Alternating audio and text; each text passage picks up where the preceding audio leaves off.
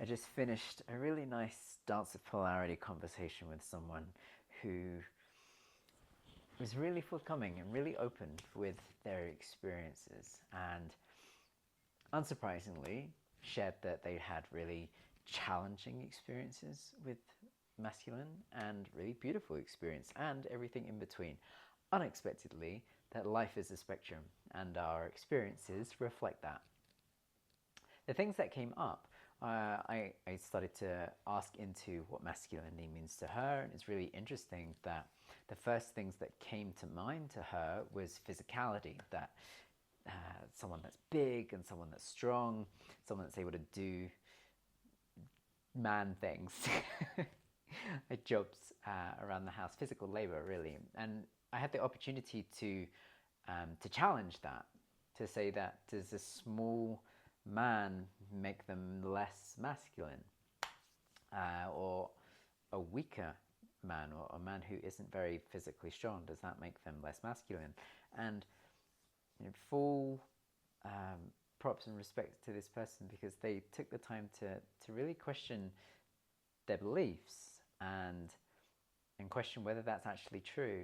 And in doing so, actually came to a realization that they had been somewhat conditioned to adopt a belief that wasn't quite, or a reactionary belief that wasn't quite what they wanted to believe if they actually think about it. And what came to light was more that it's not about physical stature, it's about being able to create safety, and how, typically physicality can inherently imply physical safety, but not necessarily. It's more this idea of protection and safety. That's a quality that the masculine provides. And also we spoke into how being able to express emotion isn't a negative thing. It's, in fact, a healthy, positive thing. And I burped a little bit. That it actually takes courage, and it's a display of strength to be able to express emotion and to be vulnerable. And I would agree. And I think that's possibly one of the societal beliefs, inherited beliefs and values, that is being invited to be questioned from both men and women, that a man who expresses their emotions isn't any less manly because of that, and it doesn't take away from their masculinity. And it's been a conversation that I've had before, and something that I've raised before, where can a man be too vulnerable? Can they be so expressive in their emotion that it can be a turn off for a woman? And this person's response was no, that being able to express emotion is a human thing, and to not have access to that as a man because of a gendered prescription from society that makes it not okay for men to express their emotion, actually just takes away from their humanity, not their masculinity. And that inherently isn't a positive thing. This person said that when they are sad and they have the ability to express their emotions, that they feel better because of it. And for a man to not have that available to them is not beneficial for them, because I think that's partly where not being able to express emotions in a healthy way leads to then unhealthy expression of emotion by the masculine, and typically by violence. And with the ability to express healthily, that energy, because emotion is energy, all things are energy, gets exhumed from the body, and so isn't stuck in there for however long until it boils to the surface and erupts in a way that is socially acceptable for men, if not desirable, and by that I mean physical violence or unhealthy physical expression. And that's not to say, and she spoke into this, that it's so individual that she has someone in her life who is a woman, who is feminine, who their way to express emotion or anger is to go to the gym and hit a punching bag. And that's healthy. It's not a gendered thing that a man has to hit things and a woman has to cry and be emotional. It's a human thing. And that we've grown up with this societal conditioning that means that men have to behave a certain way and women have to behave a certain way, and that there can't be a crossing of the two. And actually what's happening, or has been happening at the moment, is that, and she spoke into this, that the rapid change in gender roles and expectations have left many men feeling confused and unsupported. And I would say perhaps there's something into that. And as a result, because of this big change where women are or have been changing the narrative of what they are affording themselves to be able to do, it's kind of left men in maybe this little bit of no man's land. And the invitation for men to explore emotional expression, and at the same time a safe space not being created for them to do that, and that leaves us in a very tricky place. How to embrace the evolution of emotional expression whilst at the same time not feeling safe to do so. I think that's part of the challenge that we're facing, and I think that's. I don't want to absolve men of responsibility. That's something that we spoke into. That emotional strength. This person said, and I'm butchering their words, so please be kind with me.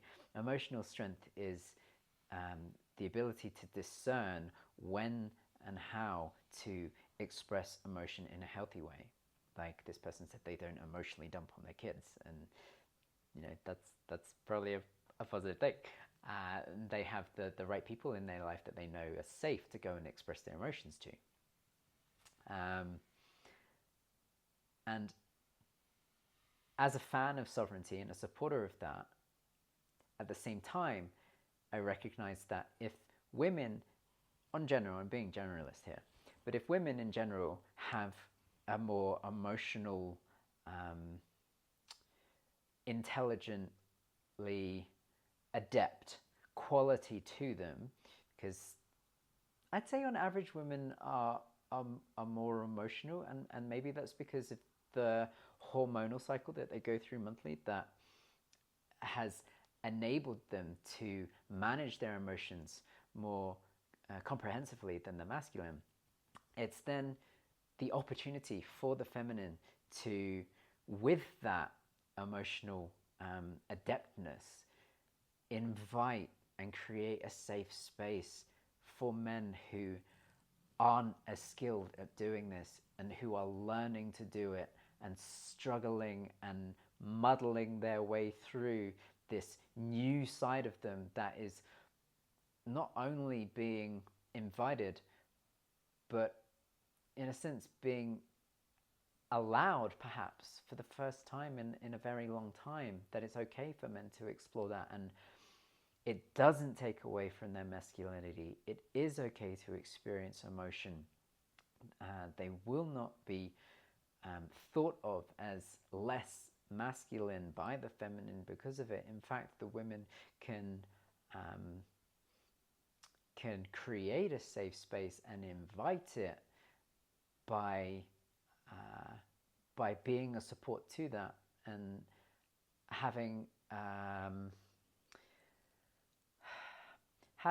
a sense of empathy for the fact that this can be really challenging for someone who hasn't grown up with the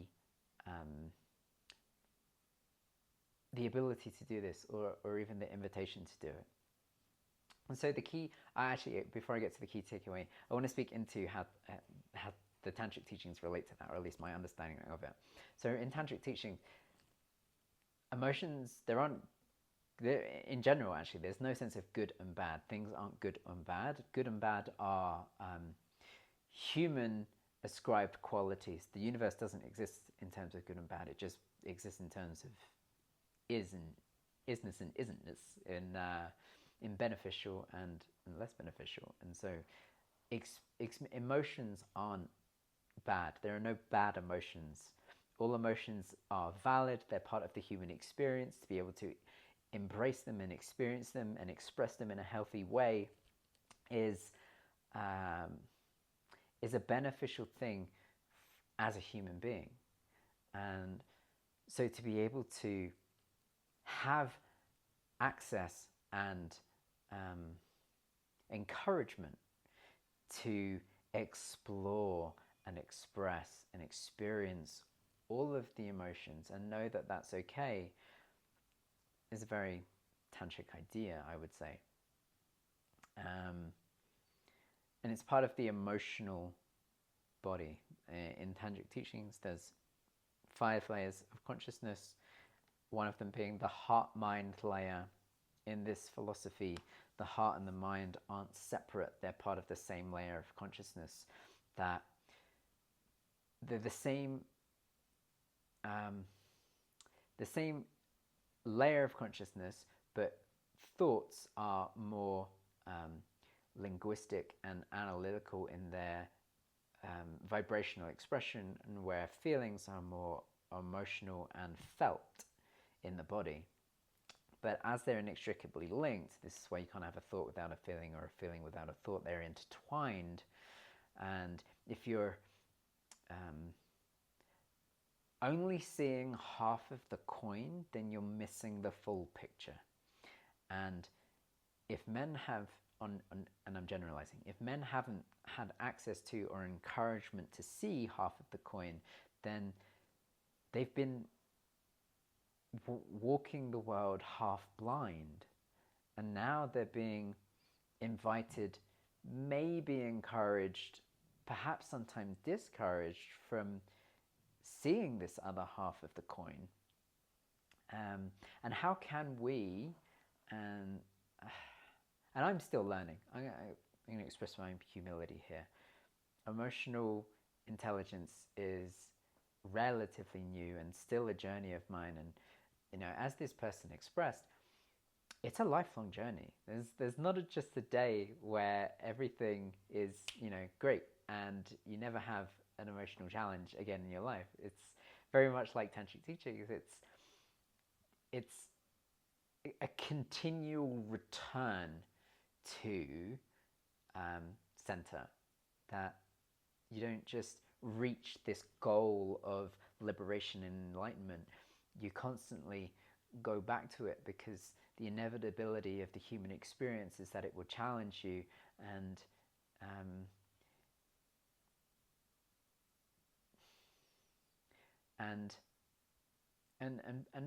the thing that's coming to mind is putting you in like a washing machine, and it will do that to you. And it's just a case of, okay, I notice I've had a response, an emotional response. How can I come back? Oh, I notice I've succumbed to my programming. How can I step back from the mind, allow my awareness to melt away from the ego structure of the mind, and return to a sense of sovereignty rather than a sense of programming? I've said this in previous videos, that there's only ever one choice in life, and that choice is to abide by our programming, or to choose to return to presence. And this leads very nicely into this person's one-word takeaway, which was introspection, and a sentence takeaway being that trust and safety in relationships are individual experiences shaped by societal conditioning, and that creating safe spaces for emotional expression, regardless of gender, is crucial for personal growth and healthier relationships. So what this person was saying was that over the course of our conversation, she was afforded the opportunity to question her somewhat hidden beliefs and essentially unconscious programming. And it's only by having conversations like these that we have the opportunity to self-reflect through introspection and recalibrate what our actual beliefs and values are. And that is a lifelong journey, because things change, we change, and the only constant is change. It's I believe spanda, the vibrational oscillation of the universe, of consciousness. It's what it is. And to become so fixed in a view or an opinion is a disservice to our ability to expand and evolve and change. And it was a really interesting conversation. And this is, this is really why I do mind yoga. This is really what it is. It's the opportunity to go on that journey, that mental inner landscape, to go through the layers of the mind, and the conscious, the unconscious, and the inherent source divine element that resides at the heart, and question these beliefs that no longer serve. Because typically, and this is a tantric idea, that all mind-based suffering is because of a misalignment internally. We misidentify ourselves with our mental impressions, and by being able to navigate through that and step back from it and melt away from it, we have the opportunity to system update, if you will, those programs. And that's really what I'm doing with Mind Yoga. I'm programming with the people that I'm going on the journey, who are inviting me into their journey, to go on a journey with them on their inner landscape, because something that exists in their mind is not serving them anymore, and they haven't the ability to rewrite it by themselves, because it's tricky. It's using the mind to reprogram the mind. It likes to fight back. It's difficult to abide in awareness consciousness and not be subservient to the overbearing mind that we over-identify with.